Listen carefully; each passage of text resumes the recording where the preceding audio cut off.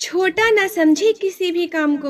एक बार भगवान अपने एक निर्धन भक्त से प्रसन्न होकर उसकी सहायता करने उसके घर साधु के वेश में पधारे। उनका यह भक्त जाति से चमार था और निर्धन होने के बाद भी बहुत दयालु और दानी प्रवृत्ति का था। वह जब भी किसी साधु संत को नंगे पांव देखता तो अपने द्वारा गांठी गई जूतियां या चप्पलें बिना दाम लिए उन्हें पहना देता। जब कभी भी वह किसी असहाय या भिखारी को देखता तो घर में अक्सर फाका पड़ता था।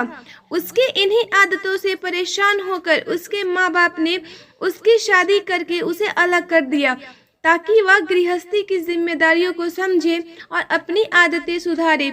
लेकिन इसका उस पर कोई असर नहीं हुआ और वह पहले की ही तरह लोगों की सेवा करता रहा। भक्त की पत्नी भी उसे पूरा सहयोग देती थी। ऐसे भक्त से प्रसन्न होकर ही भगवान उसके घर आए थे ताकि वे उसे कुछ देकर उसकी निर्धनता दूर कर सके तथा भक्त और अधिक जरूरतमंदों की सेवा कर सके। भक्त ने द्वार पर साधु को आया देखकर अपने सामर्थ्य के अनुसार उनका स्वागत सत्कार किया। वापस जाते समय साधु भक्त को पारस पत्थर देते हुए बोले, इसकी सहायता से तुम्हें अथाह धन संपत्ति मिल जाएगी और तुम्हारे सारे कष्ट दूर हो जाएंगे। तुम इसे संभाल कर रखना। इस पर भक्त बोला, फिर तो आप यह पत्थर मुझे ना दे, यह मेरे किसी काम का नहीं। वैसे भी मुझे कोई कष्ट नहीं है। जूतियां गांठ कर मिलने वाले धन से मेरा काम चल जाता है। मेरे पास राम नाम की संपत्ति भी है जिसके खोने का भी डर नहीं। यह सुनकर साधु वेशधारी भगवान लौट गए।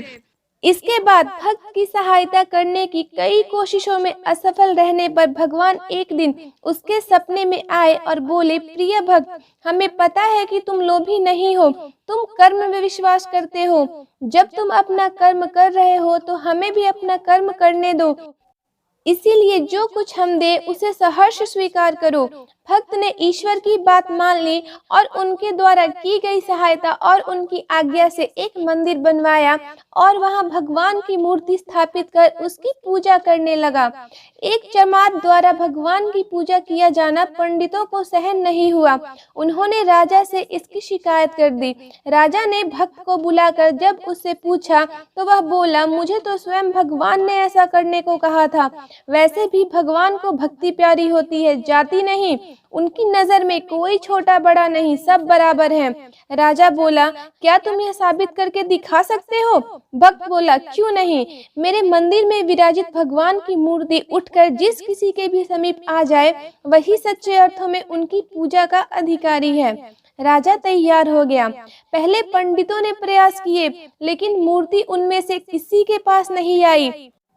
जब भक्त की बारी आई तो उसने एक पद पढ़ा, देवाधिदेव आयो तुम शरणा, कृपा कीजिए जान अपना जना। इस पद के पूरा होते ही मूर्ति भक्त की गोद में आ गई। यह देख सभी को आश्चर्य हुआ। राजा और रानी ने उसे तुरंत अपना गुरु बना लिया। इस भक्त का नाम रविदास था। जी हाँ, वही जिन्हें हम संत रविदास जी या संत रैदास जी के नाम से भी जानते हैं, जिनकी महिमा सुनकर संत पिताजी श्री गुरु नानक देव जी, श्री कबीर साहिबा जी और मीराबाई जी भी उनसे मिलने गए थे। यहाँ तक कि दिल्ली का शासक सिकंदर लोदी भी उनसे मिलने आया था। उनके द्वारा रचित पदों में से 39 को श्री गुरु ग्रंथ साहिब में भी शामिल किया गया है। लेकिन सबसे महत्वपूर्ण बात यह है कि इन सबके बाद भी संत रविदास जीवन भर चमड़ा कमाने और जूता गांठने का काम करते रहे, क्योंकि वे किसी भी काम को छोटा नहीं मानते थे। जिस काम से किसी के परिवार का भरण पोषण होता हो वह छोटा कैसे हो सकता है। सदैव प्रसन्न रहिए, जो प्राप्त है पर्याप्त है। दोस्तों, अगर आपको ये कहानी पसंद आई हो तो आप इस वीडियो को ज़रूर शेयर करें और इस चैनल को सब्सक्राइब करना ना भूलें। धन्यवाद।